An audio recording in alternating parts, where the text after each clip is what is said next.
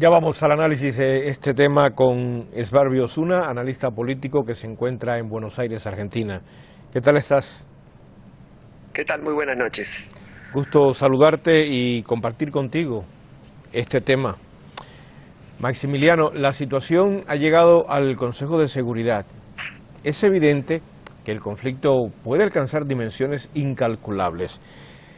Si no se actúa a la mayor brevedad, ¿qué riesgo se corre? En primer lugar, el riesgo lo corre la población local en Cachemira, que está viendo perder sus principales derechos. El principal derecho es el derecho a comunicarse y a transitar libremente. El segundo lugar, la militarización, la creciente militarización de la zona de Jammu y Cachemira, se está viendo de manera muy pronunciada, porque ya existen unos 700.000 soldados indios en esa zona y ahora se le van a sumar 35.000 más. La vida diaria de los habitantes de Cachemira se ha visto muy restringida desde hace ya más de 10 días. Por otro lado, también Pakistán puede llegar a entorpecer las relaciones bilaterales económicas y también el transporte con respecto a los ferrocarriles, porque en esa vasta zona del subcontinente indio, que implica India y Pakistán, las comunicaciones y los transportes se realizan a través del ferrocarril, lo mismo que el comercio.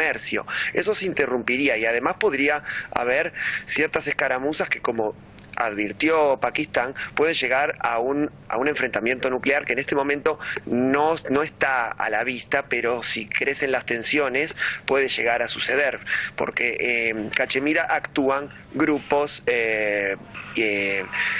pagados y grupos apoyados por el ISI. El ISI es el Servicio Secreto de Pakistán para recuperar el territorio que Pakistán considera o suyo o bien independiente. Maximiliano, Cachemira indiscutiblemente está en el centro de este terremoto, de este epicentro, pero atendiendo a las tensiones entre Pakistán e India y además considerando el poderío nuclear, ¿cómo pudiera incidir este conflicto también más allá de sus fronteras, en el sur de Asia? Claro, lo que sucede es que la rivalidad de India y Pakistán llega a varios niveles. India, al ser rival geopolítica de China, desconfía mucho de Pakistán, porque recordemos que Pakistán es uno de los pilares principales de la nueva ruta de la seda china, es decir, de la nueva ruta comercial que China está tejiendo en Eurasia.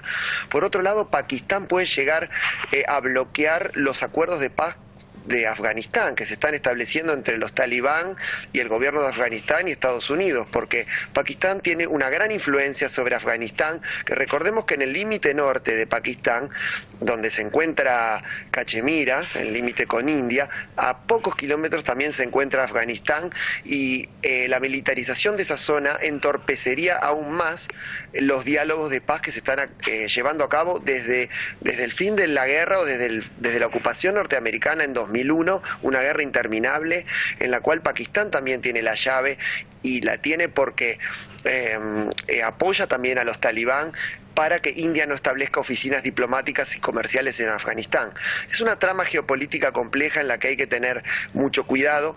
Por ejemplo, Pakistán hizo muy bien en visibilizar este conflicto y llevarlo a las Naciones Unidas para que el mundo pueda verlo y para que tome un carácter más visible y no quede dentro de la guerra que está llevando a cabo el presidente indio Modi, una guerra nacionalista apoyado por la propia población que lo religió en mayo. Entonces este conflicto internacional que es Cachemira está siendo visibilizado por Pakistán, pero al mismo tiempo Pakistán apoya grupos peligrosos que han cometido atentados terroristas en Mumbai, en la India, y también en Cachemira.